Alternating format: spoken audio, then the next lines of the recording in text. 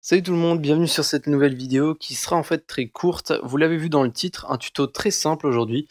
Comment ajouter un compteur de FPS à votre jeu. Alors je tiens à préciser qu'aujourd'hui ça va être voilà, la vidéo la plus tranquille de la chaîne je pense niveau tuto. Absolument aucune ligne à écrire. On va simplement récupérer un script déjà existant qui existe depuis très longtemps.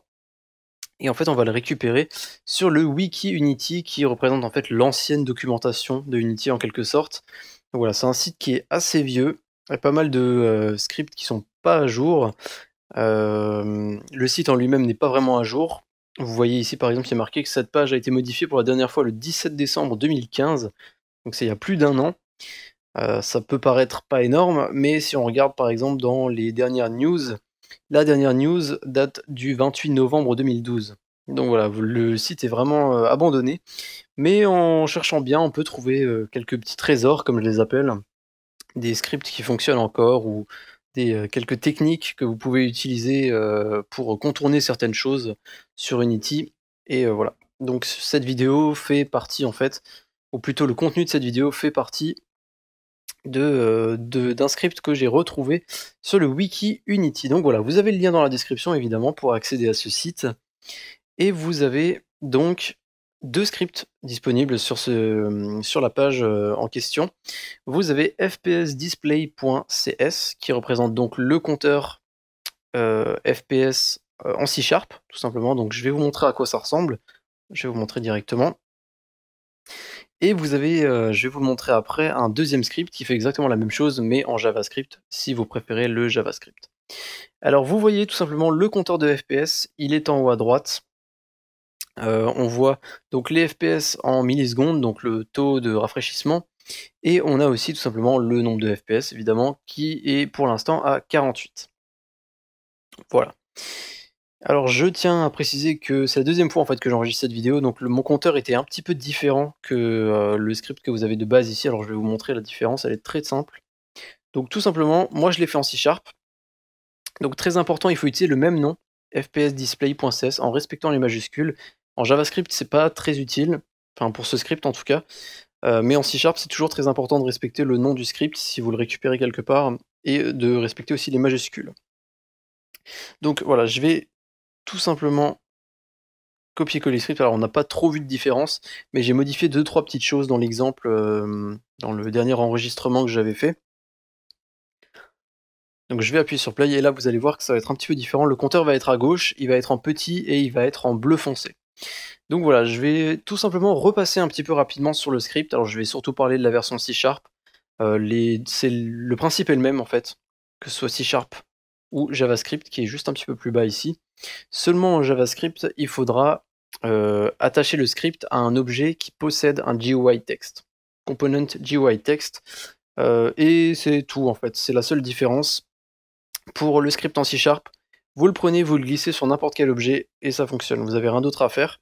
Donc le script est un petit peu vieux, comme je l'ai dit, hein, comme le site, tout simplement, sur lequel on l'a récupéré. Vous voyez qu'on utilise encore des void on GUI qui sont plus trop utilisés aujourd'hui, ou du moins disons, on l'utilise encore, mais c'est surtout pour faire des tests, ou voilà, pour récupérer des choses rapidement, des infos rapidement. Mais on utilise assez rarement on GUI pour des versions build de jeu. Donc c'est ce qui va nous permettre en fait d'afficher le petit message à l'écran, enfin, ou plutôt les FPS à l'écran. Donc voilà.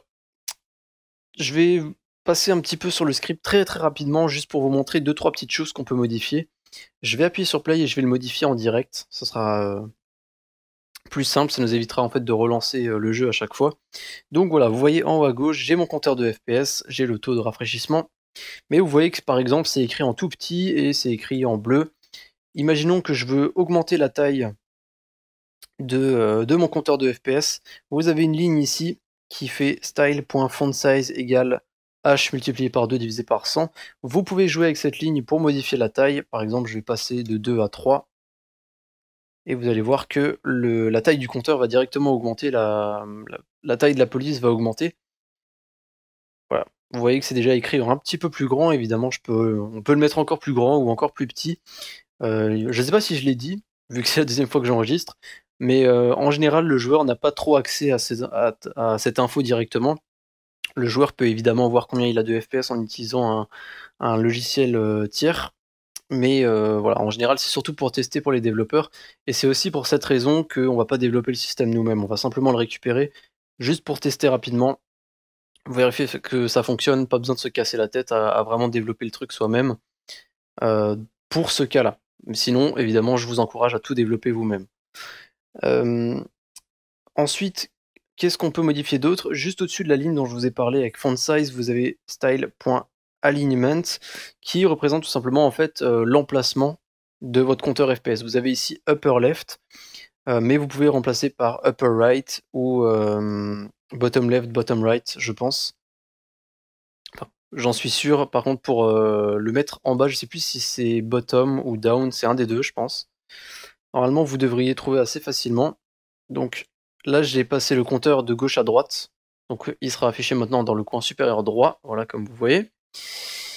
Et dernière petite ligne sur laquelle je vais repasser, c'est tout simplement style.normal.textcolor. Vous l'avez deviné, c'est pour la couleur du texte qui de base est sur un bleu foncé, bleu nuit, comme vous pouvez le voir ici.